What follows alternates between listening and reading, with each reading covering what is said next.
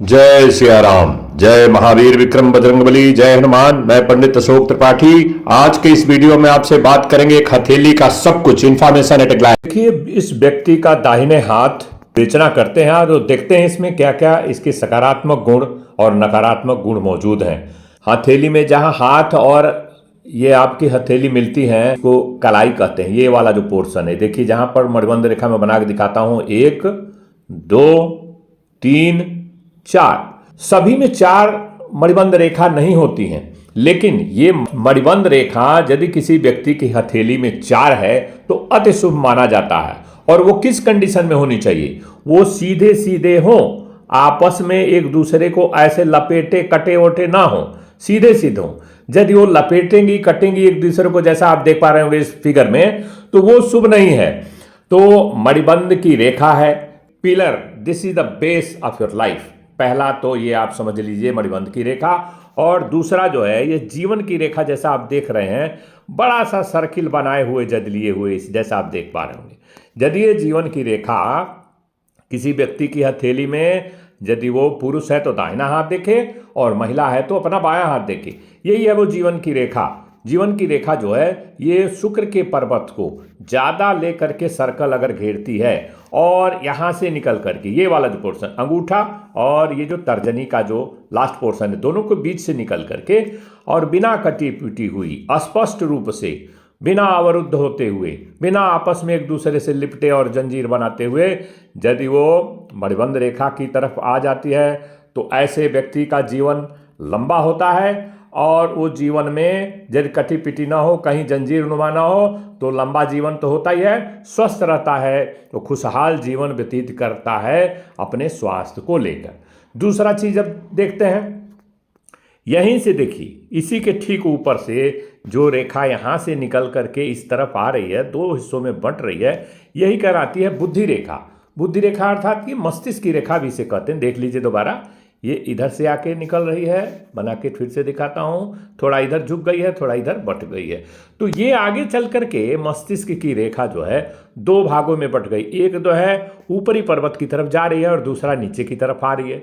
तो ऐसे में ये व्यक्ति खोजबीन करने वाला, रिसर्च करने वाला, यदि ये जो विक्टर का साइन बनाती है कोई भी रेखा अपने अंत में, ये बुद्धि की रेखा, तो इनका मल्टीपल टैलेंट्स होता है। ऐसे व्यक्तियों का अक्सर देखा गया है कि इनके अंदर मल्टीपल टैलेंट्स होते हैं, एक से ज़्यादा क्षेत्रों में वह जो स्पेशलिस्ट बनते हैं। और इधर पहुंचे यदि ऊपरी मंगल की तरफ, तो क्रिएटिव आइडिया, इनोवेटिव आइडिया इनके दिमाग में हमेशा चलता रहता है।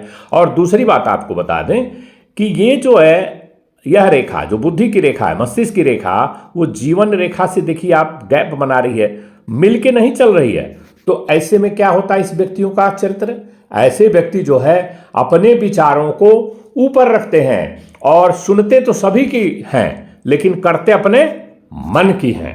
खोजबीन करने वाले रिसर्च एसोसिएट होते हैं, स्कॉलर होते हैं, और एक से ज़्यादा विषयों में इनको आकर्षक ज्ञान होता है। यह है आपकी मस्तिष्क रेखा। और जैसा ये हृदय रेखा से बहुत दूर है, हृदय रेखा से काफ़ी दूर है और जीवन रेखा से भी काफ़ी दूर है, तो ऐसे में व्यक्ति जो है अपने विचारों को, उच्च कोटि के विचारों को, किसी की ये सुनता नहीं है। थोड़ा रूड बिहेवियर वाला ये व्यक्ति होता है, लेकिन सकारात्मक में होता है, निगेटिव में नहीं होता है। ये इसके लक्षण होते हैं। अब चलते हैं, आपको हृदय की रेखा देखते हैं। देखिए हृदय की रेखा यहाँ से शुरुआत होकर के यहाँ जाकर के अच्छी तरह से एंड हो रही है। यू कैन सी नाउ, ये जो हृदय की रेखा फिर से मैं बना रहा हूँ, यहाँ से निकल करके और यहाँ आ रही है हृदय की रेखा, और थोड़ा सा इसमें एक कट बना रहे, या ऐसे ही हृदय की रेखा जिसकी लंबी, बिना किसी जंजीर के कट। देखिए कोई भी रेखा है जो मूलतः रेखाएं हैं, हृदय रेखा, मस्तिष्क रेखा, जीवन रेखा, ये भाग्य की रेखा बना के दिखाएंगे, मणिबंध की रेखा, इनमें किसी भी में कटपिट ना हो, द्वीप न बना हुआ हो, जंजीर नुमा न हो। जहां जहां ये जंजीर नुमा बनाएंगी वहां वहां उनको उस स्थिति में, उस परिस्थिति में, उस उम्र में उनके जीवन में परेशानियों का आना संभव है। क्योंकि ये देखिए पामिस्ट्री है, 100% कोई भी चीज़ इस दुनिया में 100% का कोई गारंटी नहीं लेता, बट ये है कि अपने बुद्धि विवेक से पामिस्ट, एज ए पामिस्ट मैं आपको बता रहा हूँ कि ऐसा देखा जाता है अक्सर लोगों में जिनकी हृदय की रेखा लंबी होती है और बिना कटपीट की होती है, स्पष्ट होते हैं। देखिए, हृदय की ये रेखा और ये मस्तिष्क की रेखा इस तरह से। तो कई लोग पूछते हैं कि हृदय और मस्तिष्क रेखा दोनों क्या डिसीजन लेने में सहायक होती हैं? बिल्कुल, yes, the answer is yes.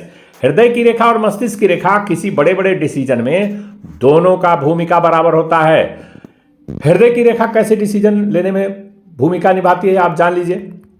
आपका मस्तिष्क किसी चीज को डिसीजन ले चुका है, लेकिन आपके मन में जो अंतरात्मा है वो उसको या तो माफ कर दे रही है या उसको बिल्कुल माफ नहीं कर पा रही है। तो आप मस्तिष्क की उलझन में या मस्तिष्क की समस्या को सॉल्व करने में सक्षम होंगे। ये डिपेंड करता है कि आपकी हृदय रेखा किस तरह की है, बोल्ड है, शार्प है, लंबी है, गहरी है। और सबसे अच्छी हृदय की रेखा वो होती है जो यहां से शुरू होकर के इन दोनों अंगुलियों के बीच एंडिंग यहां पर हो। अगर इधर एंडिंग होती है तो वो व्यक्ति थोड़ा अपने स्वार्थ को लेकर थोड़ा स्वार्थी रहेगा, पैसे को लेकर थोड़ा सा कशियस रहेगा, इस तरह का। और यदि यह रेखा कोई इसका ब्रांच न निकले और सीधे आकर के इन दोनों अंगुलियों के बीच में, मतलब ये गुरु की अंगुली है, ये शनि की अंगुली, यहां आकर के स्पर्श खत्म होती है, तो दिस इज द बेस्ट दिल की रेखा, heart line, this is the best heart line. अब हार्ट लाइन के बारे में आप समझ गए कि डिसीजन लेने में इसकी क्या भूमिका है और व्यक्ति कैसे दिलदार व्यक्ति होता है। यदि ये नीचे की तरफ ऐसी ऐसी रेखाएं निकली हों तो उसके जीवन में कुछ समस्याएं रहेंगी। व्यक्ति जो है थोड़ा स्वार्थ से पीड़ित रहेगा अपने, और समस्याओं से भी पीड़ित रहेगा। और ये स्पष्ट हो, बिना कटपीट को हो, बिना जंजीरनुमा हो और लंबी हो, तो ऐसे में हृदय की रेखा अपने हर गुणों को लपेटे समाये अच्छे फल को उस व्यक्ति को देती है। अब चलते हैं, हम दूसरी चीज को देखते हैं। आप देखते हैं कि पर्वतों के बारे में। तो जैसा आप जानते हैं कि हर पर्वत को डिनोट किया जाता है, कहां पर होता है? ये तर्जनी अंगुली के नीचे ये गुरु का पर्वत होता है, सबसे लंबी अंगुली के नीचे शनि का पर्वत होता है, ये सूर्य की अंगुली के नीचे सूर्य पर्वत, और इस सबसे छोटी अंगुली के नीचे बुध पर्वत, और यह जो है आपका ऊपरी मंगल, यह निचला मंगल, ये शुक्र का पर्वत, ये चंद्र का पर्वत, और यह जो हो गया केतु पर्वत, और ये हो गया राहु का पर्वत। तो ये जो पर्वत हैं हमारे, जैसा आप जानते हैं कि 9 ग्रह, 12 राशियां और 27 नक्षत्र जो है हमारे जीवन में सकारात्मक नकारात्मक प्रभाव डालती हैं एज पर देयर उनका जैसा नेचर होता है। और आपके कर्म, दो चीज है इसमें, भाग्य और कर्म। आपका जैसे कर्म करेंगे उसी तरह से रेखाएं भी बदलती हैं और फल भी वैसे ही मिलता है। तो ये रही मणिबंध रेखा, जैसा मैंने आपको पहले बता दिया।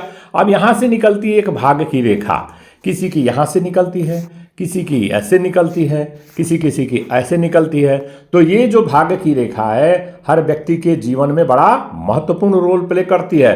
तो ये भाग्य की रेखा और ये पर्वतों का जो स्थान ये उभरा हुआ हो। अब शुरुआत करते हैं, शुक्र का पर्वत उभरा हुआ हो अगर, तो व्यक्ति जो है ऐश्वर्य की प्राप्ति वाला रहेगा, सुख सुविधा के सारे साधन, और उन सुखों को भोगेगा जो सुविधा के साधन उपलब्ध रहेंगे। यदि ये पर्वत नीचे का हो गया तो वो सुख होते हुए भोग नहीं पाएगा, अर्थात तो सुख खाने पीने की सुविधाएं बहुत रहेंगी, डॉक्टर ने बहुत चीज उसको मना किया होगा। तो ये पर्वत ऊंचा है तो सुख सुविधा को उपलब्ध भी रहेगा, उसको भोगेगा। ये मंगल का क्षेत्र है, जो मंगल का जो पर्वत है ऊंचा होता है, पराक्रमी व्यक्ति होता है, भूमिपुत्र मंगल कहलाते हैं। तो आपके पास जो है जर जमीन ये सारी प्रॉपर्टी क्यों दर्शाता है रहेगी। और गुरु का पर्वत यदि है तो गुरु का आशीर्वाद है तो हर फील्ड में आपको सफलता दिलाएगा। सफलता का एक, और दूसरा ये सूर्य का जो ग्रह है, और यहाँ होती है सूर्य की रेखा। तो ऐसा व्यक्ति अपने जीवन में जिस किसी फील्ड में जाएगा सफल होता है। और एक कर्म फलदाता भगवान शनिदेव का स्थान है, ये है ये कर्म फलदाता। तो ये जो है भाग्य की जो रेखा जिसकी जितनी अच्छी रहेगी, लंबी सुचारू रूप से बनी रहेगी, बिना किसी कटपीट के, शार्प बोल्ड एंड लॉन्ग, तो ऐसा व्यक्ति भाग्यशाली होता है। उसको जीवन में अपने कर्म से कर्मठ भी होता है और उसके भाग्य से भाग्यशाली और कर्मठ दोनों का ये संकेत है, और उसको सफल मिलता है, प्रसन्न रहता है और अपने समाज में और लोगों को भी प्रसन्न रखता है। उसके बाद अब देखिए, आप चलते हैं बुध की रेखा, बुध का पर्वत। बुध का पर्वत क्या दर्शाता है? बुध का पर्वत यह दर्शाता है, ये ऊंचा है तो व्यक्ति बुद्धिमान, अपनी बातों को अच्छी तरह से प्रभावशाली ढंग से अपने बातों को दूसरों के सामने प्रकट करता है, पेश करता है, और उसकी समाज सुनता भी है। बुध की ये रेखा है। और यदि ये रेखा यहाँ से ये बुध की रेखा है तो ये बिजनेस की रेखा भी इसी को कहते हैं। तो व्यक्ति बिजनेस वगैरह करने में भी माहिर रहता है, बिजनेस से पैसे कमाता है। तो उसके बाद चलते हैं, अब देखिए ऊपरी मंगल जो है, ये ऊपरी मंगल यदि ऊंचा है, ठीक ठाक है, तो जो है व्यक्ति गुणवान होता है, उस गुणी व्यक्ति होता है जिसे कहते हैं।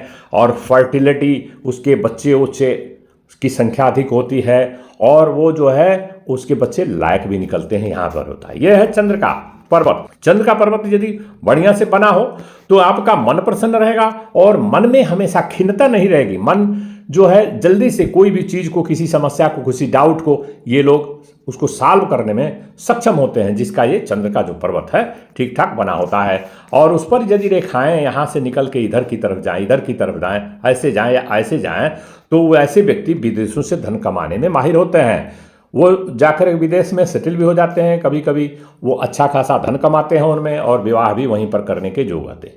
अब एक चीज़ मैं भूला, जो देखते हैं विवाह की जो रेखा यहाँ पर होती है ये वाली, यदि ये विवाह की ये जो रेखा आप देख रहे हैं, जैसा मैंने आपको दर्शाया, ये अगर बीचों बीच में है, इसके बीचों बीच का मतलब क्या लेंगे आप स्टैंडर्ड पैमाना, ये हृदय रेखा और बुध के पर्वत की नीचे की पोर की, तो वो बीच में दोनों के हो 25 से लेकर 27 साल में व्यक्ति के विवाह हो जाता है, शादी उसकी हो जाती है।